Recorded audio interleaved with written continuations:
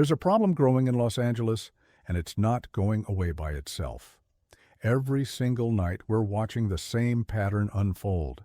The Lakers go up against elite big men, and suddenly everything we've built starts to crack. Jokic dominates. Wembanyama takes over. Chet Holmgren controls the paint. And we're left wondering the same thing over and over again. When are we going to address the one position that's holding us back from true championship contention? Welcome to Lakers News Fan Report, where you get the latest updates, breaking analysis, and every single development surrounding our beloved Los Angeles Lakers. I'm here to bring you the insights you need, the conversations that matter. And today, I'm bringing you something that could change everything about how we think about this roster moving forward. If you're not already subscribed, do yourself a favor and hit that button right now, because what I'm about to break down is going to have you rethinking our entire championship timeline. Turn on those notifications because this is the kind of content you can't afford to miss. Let me start by asking you something. When you watch Luka Doncic orchestrate our offense, when you see Austin Reeves cutting and creating, when you witness the pure talent we have on the perimeter, what's the one thing that consistently holds us back? I'll tell you exactly what it is. Our front court. Specifically, our center position. Now, before anyone jumps down my throat, let me be crystal clear about something. DeAndre Ayton is a solid player. He gives us size. He gives us rebounding. He's not a bad basketball player by any stretch. But here's the uncomfortable truth we need to face. Solid isn't good enough anymore. Not in today's NBA. Not when we're trying to compete with the absolute best. Not when every single contender has figured out how to exploit traditional big men who can't switch, can't protect the rim at an elite level, and can't create offense beyond catching lobs and putbacks. The modern NBA has evolved, and if you're not keeping up, you're falling behind. Period. Centers today need to be able to do everything. They need to switch onto guards on the perimeter. They need to protect the rim against the most athletic finishers in the world. They need to be able to make plays, handle the ball, and create opportunities for teammates. They need to run the floor in transition. They need to be threats in the pick and roll, not just as rim runners, but as decision makers. That's the standard now. That's what championship teams have. And right now, with all due respect to Ayton, that's not what we have. So the question becomes, what do we do about it? How do we fix this glaring weakness before it costs us another playoff run? How do we give Luka and Austin the kind of front court partner who elevates their game instead of limiting it? I've been studying this situation for weeks now. I've been watching tape. I've been analyzing potential fits.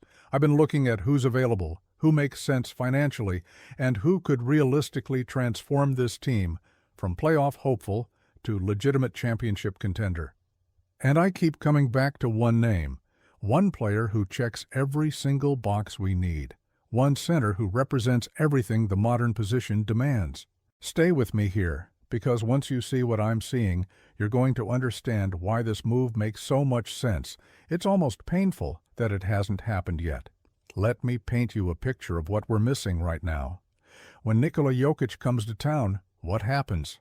He controls the entire game. He scores when he wants. He passes over our defense.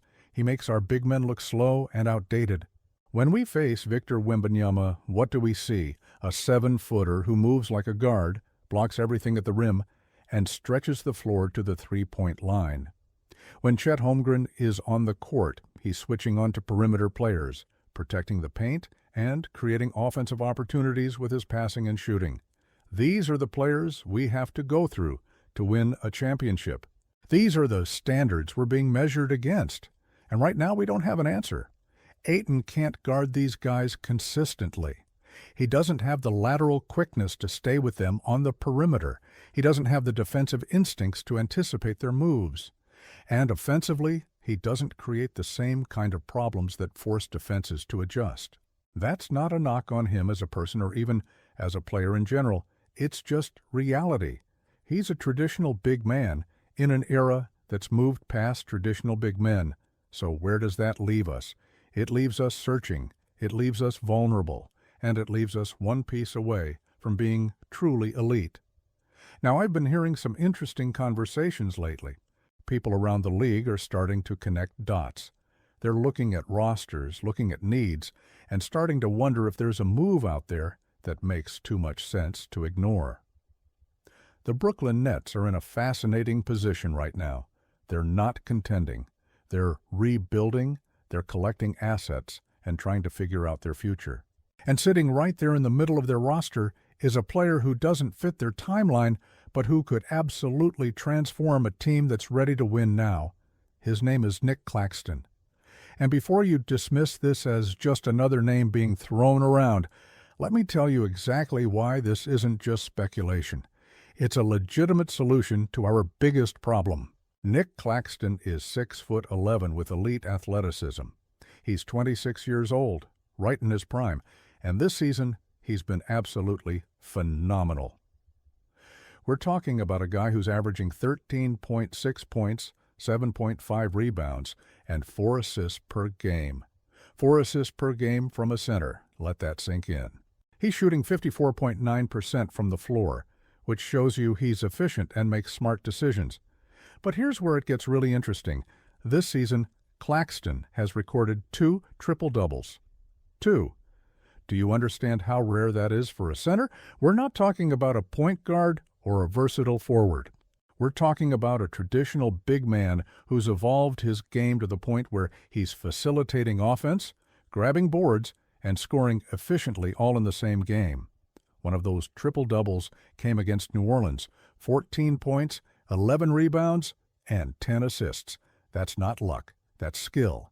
That's basketball IQ. That's exactly the kind of versatility we desperately need. Think about what Claxton brings to the table that Ayton doesn't. First, defensively, he's a completely different animal. Claxton has the length and timing to be an elite rim protector. He averaged over 2 blocks per game last season, and he's continued that this year. But more importantly, he has the lateral quickness and footwork to switch onto guards and wings on the perimeter. That switch ability is absolutely crucial in today's NBA. When teams run pick-and-roll actions, when they try to hunt mismatches, Claxton can stay in front of his man. He doesn't get cooked on the perimeter like traditional bigs do. That means our entire defensive scheme becomes more flexible, more aggressive, and more effective. We can play the kind of switching defense that modern playoff basketball demands. We can match up against anyone. Second, offensively, Claxton is a legitimate playmaker. That 4 assists per game isn't a fluke. He can handle the ball. He can make reads out of the short roll.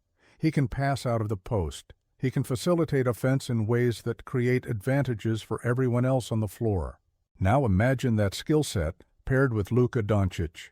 Imagine Luka running a pick-and-roll with a big man who can not only roll hard to the rim, but who can also make the right read if the defense collapses. Claxton can hit the skip pass to the corner. He can find the cutter. He can even take the mid-range shot if it's there. That kind of decision-making transforms an offense from predictable to dynamic. Defenses can't just load up on Luka anymore because Claxton becomes a legitimate threat as a passer and finisher. Austin Reeves benefits enormously from this as well. Reeves thrives in space, cutting off the ball and spotting up for threes. And with Claxton setting screens and making plays at the rim, defenses have to collapse, which means Reeves gets cleaner looks and more opportunities to attack closeouts. The spacing improves, the ball movement improves, the entire offensive ecosystem becomes more efficient. And let's talk about transition. Claxton runs the floor like a deer. He gets out in the open court, he finishes above the rim, and he creates easy buckets in transition. The Lakers have been one of the better transition teams in the league when we push the pace. But we've lacked a big man who can truly capitalize on those opportunities. Claxton changes that immediately. He's the kind of athlete who turns defensive rebounds into instant offense, and that's a weapon we haven't had in years. Now, I know some of you are thinking about the contract situation, about what it would take to get him, about whether Brooklyn would even be willing to move him. Let's address that head on. Claxton is on a reasonable contract, especially compared to some of the other big men around the league. He's making around $23 million per year through the next few seasons. That's not cheap, but it's also not prohibitive for a player of his caliber and age. More importantly, Brooklyn is rebuilding. They're not competing for championships right now. They're collecting picks and young players. If the Lakers come to the table with the right package, a combination of future draft capital, maybe a young player or two, and potentially taking on some salary to make the money work, this is absolutely a deal that could happen. The Nets would get assets to continue their rebuild. The Lakers would get the exact piece they need to compete for a championship. It's the kind of trade that makes sense for both sides, which is rare in the NBA. And here's the thing that really excites me about this possibility. We're not talking about a rental. We're not talking about a short-term fix. Claxton is 26 years old. He fits our timeline perfectly. He's young enough that he'll be in his prime for the next 5 to 7 years, which aligns with Luka's prime, with Austin's development, and with our championship window. This isn't a desperate move for a veteran who might have one good year left. This is a strategic acquisition of a player who can be a cornerstone of our defense and a key offensive weapon for years to come. Let me be very clear about something. If the Lakers want to beat the Nuggets, if we want to compete with the Thunder, if we want to go toe-to-toe with the Spurs and whoever else emerges in the West, we need this kind of upgrade. We need a center who can match up with Jokic, who can contain Wembanyama, who can switch onto the perimeter and protect the rim at an elite level. Ayton, as much as we appreciate what he brings, simply cannot do those things consistently. And in a 7-game playoff series, those limitations get exposed over and over again. Claxton gives us the defensive versatility to play any style. He gives us the offensive playmaking to unlock our best players. He gives us the athleticism to run and finish in transition. He gives us the youth and upside to build around for years. This isn't just about filling a need. This is about maximizing our potential. This is about taking a roster that's already talented and elevating it to championship level. This is about giving Luka the kind of supporting cast that allows him to be the best version of himself. And make no mistake, Luka is special. We all know that. But even the best players in the world need the right pieces around them to win championships. LeBron needed Wade and Bosh. Curry needed Draymond and Clay. Giannis needed Middleton and Holiday. Luka needs a center who can do everything Claxton does. He needs a big man who complements his skill set, who covers his weaknesses defensively, and who creates new opportunities offensively. That's what Claxton represents. That's why this move makes so much sense. Now, I want to address the elephant in the room. Some people are going to say this is just speculation. Some people are going to say there's no way Brooklyn moves him. Some people are going to say the Lakers don't have the assets to make it happen. And to those people, I say this. Watch what happens over the next few weeks and months. Watch how the trade market develops. Watch what Brooklyn does as they continue to lose games and stockpile for the future. Watch what the Lakers do if we keep struggling against elite big men in big games. This isn't fantasy. This is strategic thinking based on roster construction, team needs, and league dynamics. The Lakers have always been aggressive when they see an opportunity to improve. We've never been a franchise that sits back and hopes things work out. We make moves, we take risks, we go after the players who can push us over the top, and right now, Nic Claxton is that player. He's the missing piece. He's the upgrade we desperately need. And if the front office is serious about competing for championships in the Luka era, this is the kind of move they need to explore. I'm not saying it's going to happen tomorrow. I'm not saying it's a done deal.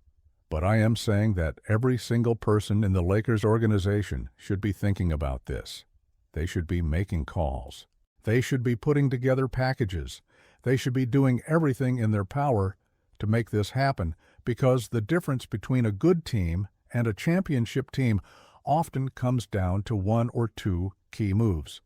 This could be that move. This could be the trade that we look back on in 5 years and say, that's when everything changed. That's when we went from being a playoff team to being a dynasty. So here's where I stand on this. I'm excited. I'm genuinely excited about the possibility of Nic Claxton in a Lakers uniform. I'm excited about what he brings defensively. I'm excited about his playmaking. I'm excited about his age and his fit with our core. And I'm excited about what it would mean for our championship aspirations. This is the kind of move that transforms franchises. This is the kind of player who takes you from good to great. And if we can make it happen, if we can convince Brooklyn to part with him, if we can put together the right package, we're looking at a completely different Lakers team. We're looking at a team that can match up with anyone in the league. We're looking at a legitimate championship contender. Now, I want to hear from you. What do you think about the possibility of Nic Claxton coming to Los Angeles? Do you believe he's the answer to our front court problems? What would you be willing to give up to make this trade happen? Are you as excited about his playmaking and defensive versatility as I am? Drop your thoughts in the comments below, because I read every single one and I want to know where you stand on this. This is our team, this is our championship window, and we all have a stake in how this roster gets built. If you found this breakdown valuable, if you're now thinking differently about what the Lakers need to do to compete, smash that like button. If you want to stay updated on every development with potential trades, roster moves, and everything happening with the Lakers, hit that subscribe button and turn on notifications. We're bringing you content every single day, breaking down the moves that matter and giving you the analysis you won't find anywhere else. Share this video with every Lakers fan you know, because this conversation needs to be happening everywhere.